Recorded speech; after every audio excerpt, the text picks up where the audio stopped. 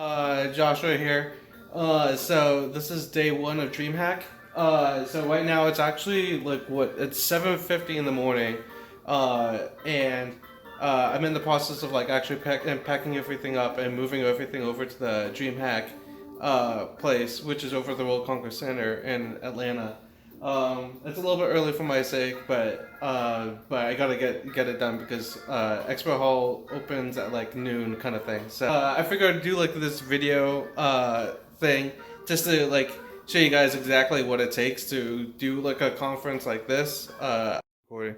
Okay, cool. So I think I have everything ready now, all packed up. Here's a poster that Mom actually made. As you can see, it's like a pretty big poster on a little foam board thingy, and I got a little cork board over here as well, just to be able to hang other stuff up. That's going to actually be my leaderboard at the event. Here I have my little suitcase, which actually has the Oculus Rift inside, along with all the wires and some duct tape in there. In here I bought new stands to put the Oculus cameras on top of. In my backpack over here, I have a whole assortment of stuff, including water bottle, food, but also a whole bunch of electrical wires, my computer, which is the most important thing, and the computer charger, a whole bunch of other like cleanliness stuff for the actual headset, and other electronic stuff. And then the last, but certainly not least, is the monitor. Alright, cool, and that's it. That's everything packed at this point in time. Alright, excellent. I pick up one poster here. So I'm doing a VR panel on Sunday at 1 o'clock at DreamHack. So I just picked up the poster for the State of VR 2018 panel. It's a lot bigger than I thought. It's literally going to take out the whole entire corkboard. Not what I was expecting, but hey, I like the screen. I like the space of it. This is actually a really good size. I really like it. But yeah, you can see down there, moderated by Joshua Angeli, so that's cool. But I set this whole thing up for the panel. Like I picked out all the people to go on. So like, and everybody's pretty diverse. So like Kathy Hackle actually works for Magic Leap now. She's a developer relations person. Van Ha, he runs a VR arcade where you can come in and like play other VR games and stuff like that, kind of like an internet cafe kind of thing. Zane Everett works on a large scale VR where like you can have multiple people walking around the warehouse doing VR stuff. Jane works at Futures, which does a lot of like enterprise applications for VR, and then Jack Wilmot does a lot of more like filmmaking, films in VR. So yeah, it's really, it's going to be a really cool panel. Super excited I'm going to be moderating it. I'm just going to see how I can do that and also have a booth at the same time. But yeah, okay, cool. Next stop, Michael's got to pick up a couple easels to hang these posters up. So we were successful. I got my two easels here. One of them, metal one, that's going to be on the floor. Another one that's just going to be on the desk. Hopefully I have enough room on the desk for that. One of them is gonna have to put together. The other one's foldable.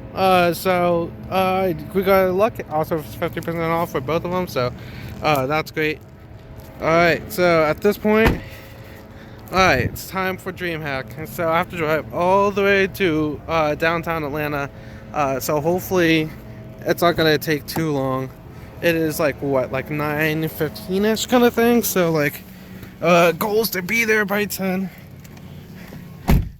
I'm like kind of close. So I am now at DreamHack. If anybody was wondering why I was been freaking out for like the past week or so about this event, this is the booth I have right now that I still have to set up. This is the booth that is next to me. Hey, what's up? Hey, cool. I'm Josh. Oh, nice to meet you. I'm Nick. Cool. Meeting spell. Awesome. I've been working on AmaranTime here, so. Yeah, I looked at the website. I was trying to figure out what my neighbor's booth was. Is it a VR game? Yeah, it's a VR game. So like, I just got here, so I still have to like set everything up and stuff like that. I'm just doing like a mini documentary and stuff like that. Oh, yeah. Didn't mean for you to be in here, but you are now. So. Yeah. Yeah. Cool. Uh, Yeah. Documentary. Wow. Yeah. Oh, just I don't know, just something for the family kind of thing. Just like I could take to like Christmas time and stuff like that, and be like, yo, this is what I've been working on for like a really long time. So Nice. yeah. Are you working on it alone? No, I'm working with it with my friend Modesto. He's a 3D artist, so he's been helping me out with all the art and stuff like that. Here with you? Not he's gonna be here on Sunday. So yeah, so that's gonna be pretty awesome. So yeah, I was like, we got like this stuff, and then we got MSI like literally like right next to us, like which is like insane kind of thing. Yeah, it's just like didn't really notice that until like I was until I saw the exhibitor booth stuff. So yeah, this is gonna be a pretty exciting day today. Yeah. All right. Cool. Anyway, I gotta grab one more monitor kind of thing, so I'm gonna head out. All right. Cool. Awesome. Yeah. Nice to meet you. Yeah. Yeah. Josh. Yeah. Yeah. Cool. Nice to meet you.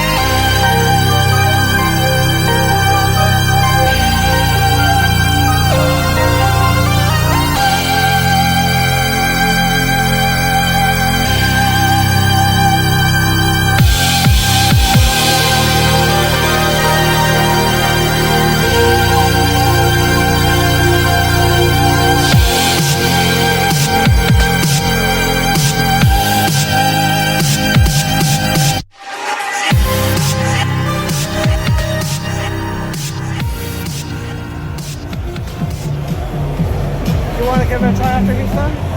No, I'm just watching. Cool. Friday did not go as expected. I had spent several weeks working on a new feature set, which I had wrapped up on the Wednesday and Thursday night before DreamHack. I wanted to introduce a new time mechanic, one in which people can time shift in between two different worlds. This would allow players to get to a safe area, have a small reprieve, maneuver around the enemies, and get the upper hand. Instead, these features introduced confusion. There were two major problems to address. First, the time shift button was placed on the chest so that players could time shift in an easily accessible and intuitive way. What actually happened was that players were scared by the enemies, so they held their hands and their guns close to the chest, which would accidentally activate the time shift. Second, when telling players how to time shift, they would look down at the button and press it. The problem is that the two worlds are completely different, except for the floor. Essentially, people would look down at the floor while pressing the button and would not see a difference in the world. There was no confirmation that the button was working. That Friday night, I did what any developer would do in that situation. I packed my booth, went to the German beer garden, knocked down a pint or two, had a monster meal, then slept. Then woke up, moved the button to the wrist, changed the floor in the enemy world, quickly made a new build, and then went back to DreamHack. The game went well from that point on. People were happy, I got a lot more email signups, and I actually had a line at one point. Saturday and Sunday were extremely good, but don't just take my word. Some quick thoughts from our 3D artist, Modesto. So what do you think so far? I think so far it's coming out pretty good. Yeah. Is it about the game or DreamHack? A little bit of both. Okay. Yeah. No, yeah, it's been pretty cool here. There's a lot more indie games than before. Yeah, So it has. It's been good seeing the community grow and all that. I wouldn't know since I've only been at this booth this whole entire time, so yeah, it's like, yeah. Alas, all good things come to an end. I want to take this time to thank a whole bunch of people. Thank you, Mom, for making such an awesome poster. The poster really pulls the booth together. Thank you, Modesto, for working on the models for AmaranTime. The futuristic look really immerses the players into the virtual world. Thank you to the Unity and Georgia Game Developer Associations. You all have really carried this project, providing a wealth of resources and opportunity to help me keep on improving AmaranTime. And lastly, thank you, DreamHack, for giving me the opportunity to show my game and my passion with the gaming community.